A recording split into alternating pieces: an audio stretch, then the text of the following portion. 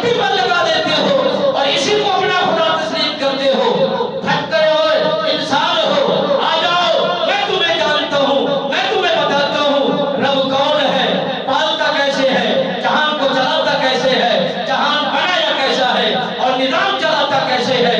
मैं उसी की पूजा करता हूँ, मैं उसी को रब मानता हूँ, मैं उसे यकता समझता हूँ, मैं उसे खालिक और राज़िक मानता हूँ। मेरी तरफ मुतवज्जे हो जाओ।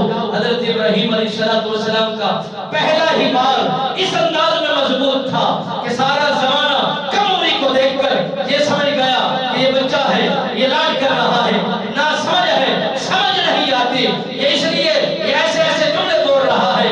उन्हें खबर नहीं थी, नबी ज़माने से सीखा नहीं करते, वो अल्लाह से पढ़ के आया करते हैं। नबी किसी की तालीम के मोहताज नहीं होया करते, वो अल्लाह से तालीम लेके आया करते हैं, वो लोगों को तालीम दिया करते हैं। वो उनका रास्ता कामयाबी का रास्ता होता है, उन्हीं का सफर मुबारक सफर होता है, उन्हीं की मंजिल लाजवाब बेमिसाल मंजिल होती है। जो उनसे लग जाते हैं वही कामयाब होते हैं, उन्हीं की बका होती है, उन्हीं के लिए निजात होती है। दुआ है मालिक बेनियाज हमें दीन इस्लाम के बेहतरीन खूबसूरत अंदाजों को समझने की तौफीक नसीब फरमाए।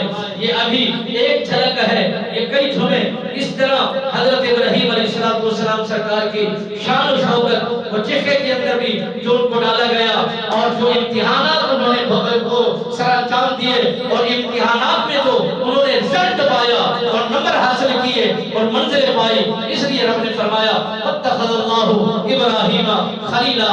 मैं ज़माने वालों, मेरा दोस्त है, मेरा गहरा दोस्त है, ये मेरा खलील है और मैं इससे प्यार करता हूँ, ये मुझसे प्यार करता है। रब तब बोलता है जब ज़माना कर दिखाए, जब ज़माना पूरा का पूरा इम्तिहान दे। मालिक बेनियाज फरमाता है मैं फिर इन्हीं के हाथ बन जाता हूँ, इन्हीं की जुबान बन जाता हूँ, इन्हीं की बोल चाल बन जाता हूँ, इन्हीं से मैं जुड़ जाता हूँ, ये मुझसे जुड़ जाते हैं। मांगना इन्हीं का काम है, फिर अता कर देना मेरा रब्बुल आलमीन का काम है। यही शानें तब मिलती हैं जब राब्ता वसी और मजबूत हो जाए। मालिक बेनियाज हमें दीन इस्लाम के मुताबिक अपनी अपनी जिंदगी को खूबसूरत संवारने की तौफीक नसीब फरमाए। आमीन सुम्मा आमीन व आमीन।